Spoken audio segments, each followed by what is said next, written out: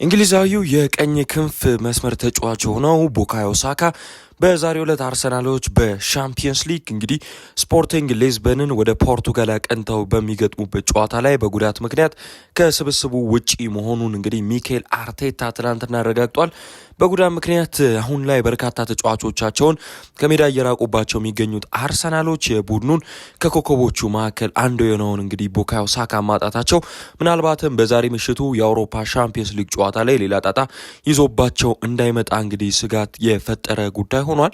እንደሚታወቀው አርሰናሎች ከቡካዮ ሳካ የሚያገኙት ግልጋሎት ባለፉት ዓመታት በሚያገኙት ልክ ዘንድሮ ላይ ያገኙት ባይሆንም በአሁንም ጨዋታ ቢሆን በእንዲህ አይነት ወሳኝ አጋጣሚዎች ላይ ቡካዮ ሳካ የሚፈጥራቸውን እንግዲህ ድንቅ እንቅስቃሴዎች ይጠበቃል። እንደሚታወሰው ደግሞ ስፖርቲንግ ሊዝበኖች በነገራችን ላይ በዚህኛው የውድድር ዓመት በስታዲዮ ሆዜ አልቫላዴ ባደረጓቸው የሻምፒየንስ ሊግ ጨዋታዎች በሜዳቸው ማለት ነው ምንም አይነት ሽንፈት አልገጠማቸውም። በነገራችን ላይ በዛሬው ጨዋታ ውጪ የሚሆነው ጁሪየን ቲምበርም ጭምር ነው። ታዲያ ጁሪየን ቲምበር ሲመለስ ደግሞ እንደ ዴክላን ራይስ፣ ጋብሪኤል ማጋሌስ የመሳሰሉ ተጫዋቾች ሊያንድሮ ትሮሳርድ ጨምሮ ለጨዋታው ዝግጁ መሆናቸውን ነው እየተሰማ የሚገኘው። ነገሮች በታሰበው መልኩ ከሄዱ ቡካዮ ሳካና ጁሪየን ቲምበር በሳምንቱ መጨረሻ ይመለሳሉ ብለን እንጠብቃለንም ሲል ሚኬል አርቴታ አስተያየቱን ሰጥቷል።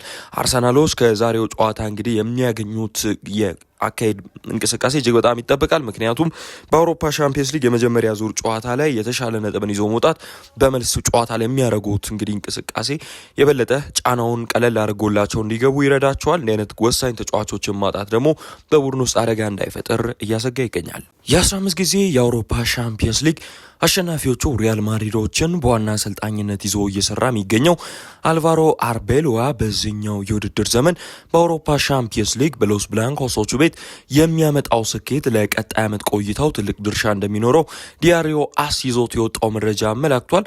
ፍሎሬንቲኖ ፔሬዝ በአሰልጣኙ እምነት የሚኖራቸው በተደጋጋሚ በነገዙበት በዚህ ግዙፍ የአውሮፓ ሻምፒየንስ ሊግ መድረክ ላይ በሚያሳየው አቋም አማካኝነት መሆኑ ሲገለጽ ቢያንስ ከፊቱ የሚመጡትን ጨዋታዎች የማሸነፍ ኃላፊነት ውስጥም እንደገባ መረጃዎች ያሳያሉ። የማድሪድ ሰዎች በዕለተ ቅዳሜ ቡድኑ በወራጅ ቀጠና ላይ የሚገኘውን ማዮርካ ተሸንፎ እንግዲህ ከሊጉ የዋንጫ ፉክክር ትንሽም ወደኋላ እየራቀ መምጣቱን ተከትሎ ጥያቄ በአሰልጣኙ ላይ የተፈጠረባቸው ሲሆን የውድድር ዓመቱን ያለምንም ዋንጫ ማጠናቀቅ እንደ ውድቀትም እንደሚያዩት እየተነገረ ይገኛል። ቀደም ብሎ በሪያል ማድሪድ ቤት እንግዲህ የአሰልጣኝነት ዝርዝር ውስጥ ክረምት ላይ ይረከቡታል ተብሎ ከሚጠበቁት ውስጥ የኤርገን ክሎፕና ፖቼቲኒዮ እንዲሁም ደግሞ የተለያዩ አሰልጣኞች ስማቸው ሲያዝ እንደነበር ይታወሳል። ሪያል ማድሪዶች አልቫሮ አርቤሎዋን ዣቢ አሎንሶን ካሰናበቱ በኋላ ነበር የቀጠሩት። ታዲያ አሁን በላሊጋው እንግዲህ እያስመዘገበ ያለው ውጤት ብቻ ሳይሆን በዛሬው ዕለት ጨምሮ በአውሮፓ ሻምፒየንስ ሊግ ከባየር ሚዩኒክ ጋር በሚያደርጉት ጨዋታ